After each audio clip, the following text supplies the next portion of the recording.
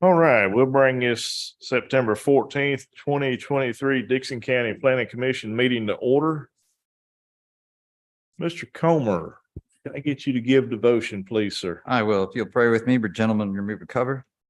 Great and glorious God, ruler of heaven and earth, we ask that you be with us tonight to guide us in the discharge of our duties to the people of this county and to our government who serves the people of this county. We ask that you imbue us with wisdom to make good decisions. We ask that you wrap your loving arms of compassion around anyone in need in our county or without. And this we ask in your precious holy name. Amen. Amen. Mr. Darnell, would you call roll, please, sir? Todd Berry, Tina Ferris, Here. Darren Green, Here. Todd Lindsay, Here. Robert Qualls, Here. Tommy Brown, Here. Jeff Chase, Shane Chandler, Here. Gary Peeler, Christy Sullivan, Patrick Reagan, Here. Robert Comer. Here. Chairman, we do have a quorum. Thank you, sir. At this time, I'd like to recognize all visitors in the crowd and ask you that if you have not signed in, please do so up here in the front where the piece of paper and the blue ink pen is, please. With that being said, has everybody looked over the minutes of the previous meeting?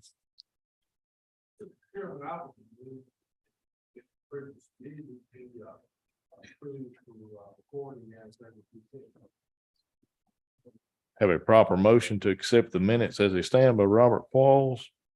Do I have a second? Have a second by Tommy Brown. Any further comments? If not, all those in favor, please state aye. Aye. Opposed? Passes. All right, is there anybody here for the public comment section of this meeting? We didn't have anybody sign up, so just making sure there's nobody. So there is nobody here in the public comment section. Miss Terry Malone is here to give us a presentation on the comprehensive plan for the Dickson County. It was not in our packet. It was a little late getting out. I'm not sure. We'll ask legal if we need to suspend the rules, but I believe it's just for viewing. We do not take action upon this, so I don't think we have to suspend the rules. I'm getting there's no action, so we do not have to suspend the rules. So at this time, I would like to ask Miss Terry Malone. Myself and Mr. Comer have viewed this, and so Miss Malone will. She'll give us a brief snapshot and let us know about further meetings in this. I think it's a very good plan. There's not been anything done with this since 2010, I guess, when we did the last growth plan. Is that right? I wasn't here. I'm not really sure when it was initially, but I think it's been a minute. I think it was closer to 2000. Yeah. 2006. Okay. Yes, Mr. 5 and 6, I believe. Yep. So it's Yeah. been a minute. So what you all are getting right now is just a presentation, and I'm not going to go through every one of these slides, but this sort of gives you highlights of what's in the document. And from what I understand, they sent that out to you guys. It's a lengthy document, so I'm sure you guys haven't had an opportunity to read it. It's over 273 pages, including all the appendix. But it is a document that we've worked on for over a year, close to 2 years now, just based on COVID. And then there was some issues with the third party vendor who we hired. The person who started doing it, she ended up leaving the company. So we kind of had to start over and kind of go from there. But what this plan is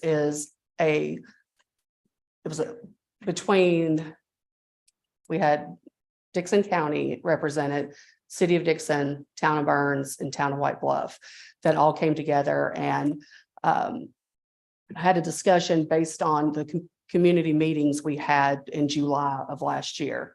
So we had 3 community meetings, technically 4 when you consider the county one. So we had 3, 1 in each of those municipalities. So we came together, we heard what the public issues were with growth, essentially. And the third-party vendor went back and sort of compiled that into this document. And this document is meant to be a roadmap, not anything that's binding for the county. We are the first ones to present, to start the recommendation of approval. So you guys are the first bodies to view this and be presented. Once, you guys had an opportunity to look at it, and I'll come back and be able to answer any questions you may have before you all recommend it to the work session for the county commissioners. We will be having another community meeting in between then. It's scheduled for next Thursday in Dickson. So we're still trying to get it out there and make sure everyone has an opportunity to get some input. But the document is supposed to be a 20-year. It outlines some 5-year, 10-year, 20-year goals and how we can get there using core values, and it focuses on land use, transportation, community facilities, among a few others. So it's a really comprehensive document that helps the whole county stay on the same vision, but how Burns decides to go, as long as the idea is to stay within the same core values. How they get there may be different, how the town of White Bluff gets there, but everyone still has the same vision and goals at the end of the day. So that's what this document is. And the intent of it is to help us plan for the future and any opportunities we have based on growth. As Ms. Terry spoke, I did speak with some representatives from City of Dickson, spoke with some representatives from City of Burns and White Bluff. There were some differences in opinion, and there were some good and bad things said, but overall, I think it is a good plan countywide. Mr. Comer, if you want to bridge this. Yes, thank you, further. Mr. Chair. I'm going to make a general statement, then I'll ask a few questions, Terry, if I may. For my colleagues to understand that the growth plan, what I'm just going to call it as the comprehensive plan, has to go through a series of approvals. It has to go through our body and then to the county commission. We are the first of the participating municipalities to act, and then the cities will each act in accordance after that. There is what's driving this calendar is the fact that this comprehensive plan is required by the state, and it is necessary to apply for certain state grants. So all of both our county and the cities need to have this in place in order to apply for grants. And the windows for those grants is usually the first quarter of the calendar year. So so that's why it's coming before us now. And that's why one of the things we're going to have to do tonight is decide on the date for us to take action and still meet that calendar. As Terry said, the document doesn't bind any of the governments to specific things in the document. The document is a recommended guideline that we as decision makers and our colleagues at the county commission and our colleagues at the other cities hopefully should, with their staff involved, try to make decisions consistent with it. But it doesn't bind them on any of those things. And so that makes the document really available to us as a resource without binding us on our decisions.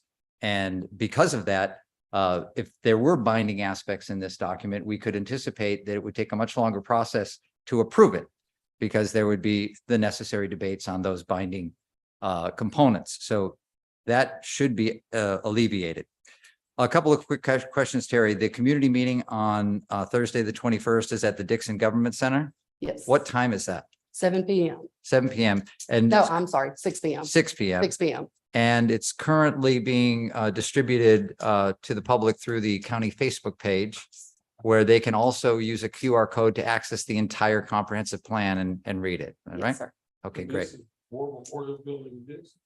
No, sir, the old Food Line building. Okay, gotcha. Secondly, when our body takes action on this, I don't anticipate a lot of suggested changes, but would it be appropriate for us, as you understand the process, not a legal question, but it would be appropriate for us if we said, we'd like to see this in there. We put that in our recommendation to the commission, and the commission ultimately makes a decision whether that thing that we want to add or anything we want to change is made by them, not by us. All we make is a recommendation to the commission. Correct? All right. With that said, we then have to set a date. So I'll sit tight and let the rest of the commissioners weigh in. And then before we end, we have to set our hearing date, which I think is where the proposal is going to be the 28th, a special meeting. But let's hear from the other commissioners first. I'll just add with that by saying it is recommended, but doesn't have to be. But I think the county should take action first before the other municipalities to get their plan in place. Is that correct? That is what we discussed. They don't have to do it that way. It's up to each municipality to decide how they want to handle this document. But in our stakeholders meetings, that was the consensus that ideally they can get their governing bodies to be on board if the county commissioners have signed off on it.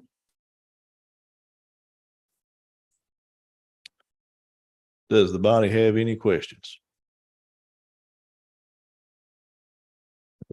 Mr. Chair, in that case, I will move that we schedule a special meeting of the Dickson County Planning Commission for Thursday, September 28th, to take action to recommend this plan to the county commission. Okay, I have a motion by RJ Comer to take action on Thursday, the 28th, to take action. Our usual time, 7 p.m. 7 p.m. meeting. And I will second that. We have any further comment? Yes. We all gonna see this entire thing, at least have an opportunity to see this entire document. You should have received It- an email that had a link to it. Oh, that's what that. Yeah, that link will get you to the document. And And I believe you can download it to, it's a PDF, so you Yes. can download it to your own hard drive and read it that way. and if you have any issues, just let Dave know and I can get it to you another way.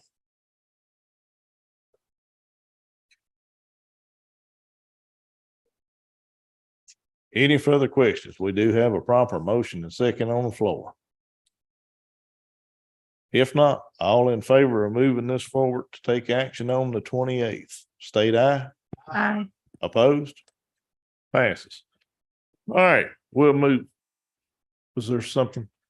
Okay, we'll move into item number 1, be the final plat for section B of the Ogle subdivision, tax map 134, parcel 7.01, 5.72 acres, Deal Road and Spencer Mill Road, Burns, Tennessee, A1 Agriculture 6th District.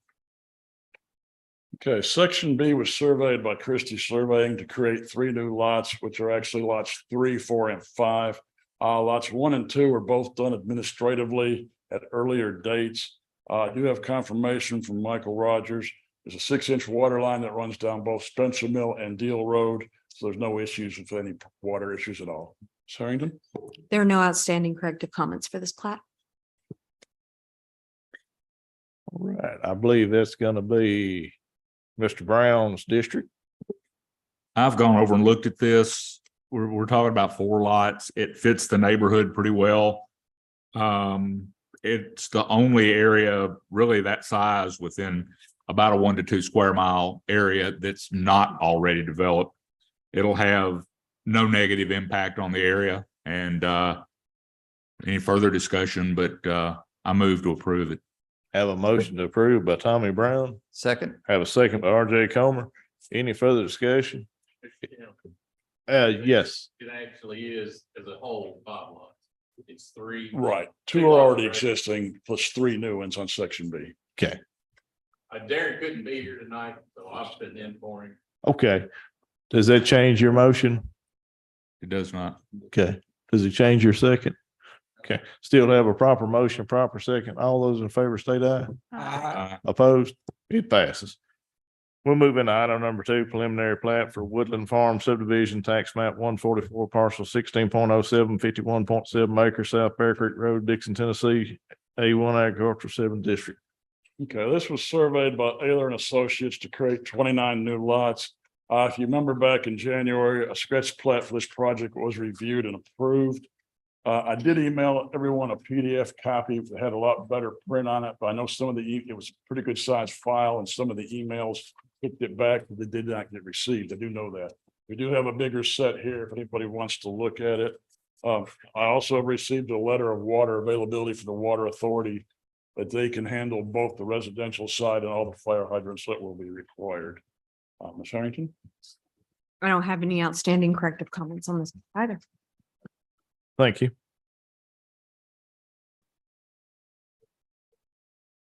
Let's see.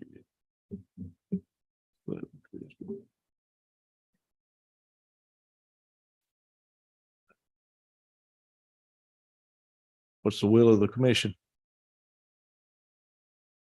Mr. Chase? Chairman, purpose at all was very good. But the big problem I have is it looks like the drainage easement is gonna seriously affect 4 to 6 of those lots. And I'm not quite sure how to address that. Well, that will come back on the, once it's soils mapped, it will come back if they had to combine them or whatever on the final plat. This is just what's proposed as preliminary. Okay, all right. So they may lose some lots. It is possible. It's likely.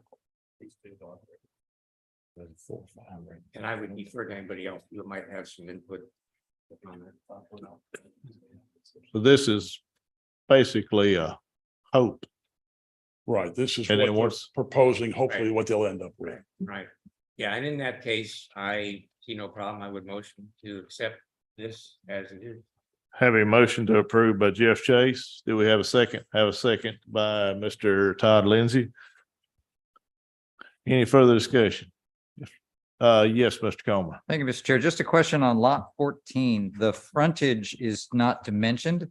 I want to make sure, this is a question for staff, is the frontage on lot 14 sufficient? I think it's not on a cul-de-sac, so it needs to be 50 feet. Is that correct? What's the frontage requirements for a lot not on a cul-de-sac?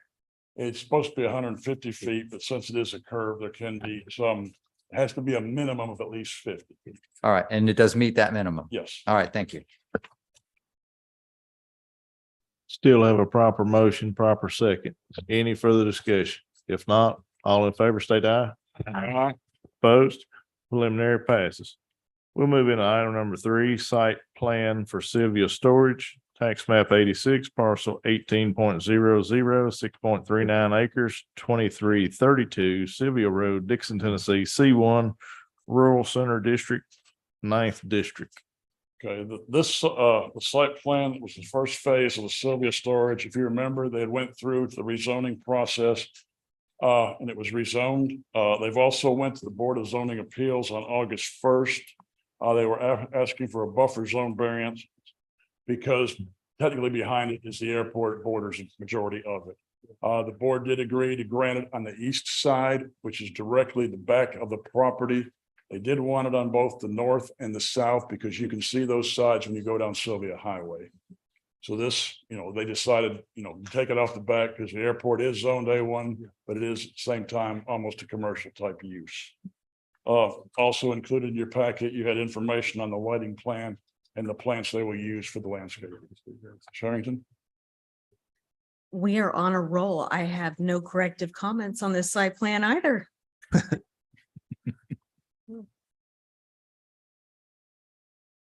Okay, looks like we do not have representation.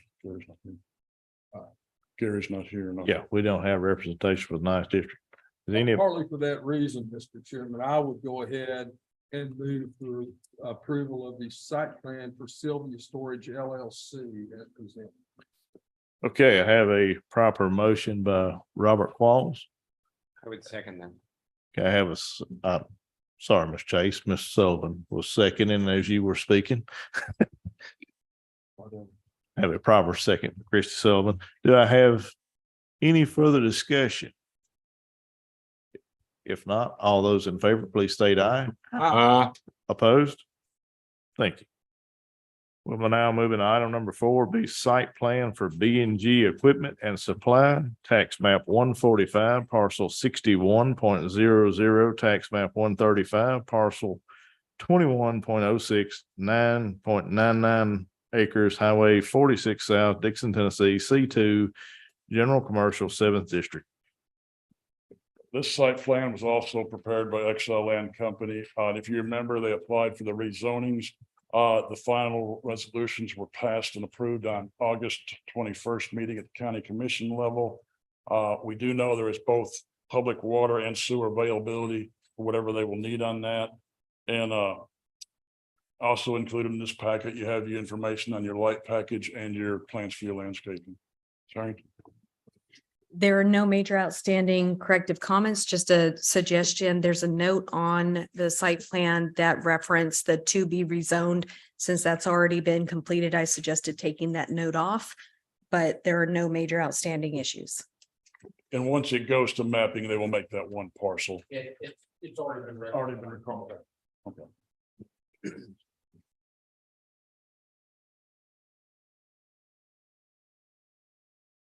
This is your, Mr. Chairman. yes, sir. Thank you.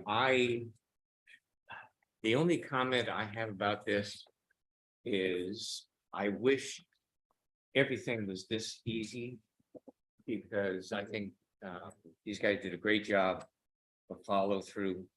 The lighting is mentioned, is mentioned in this particular thing, which we asked for the last time this came up.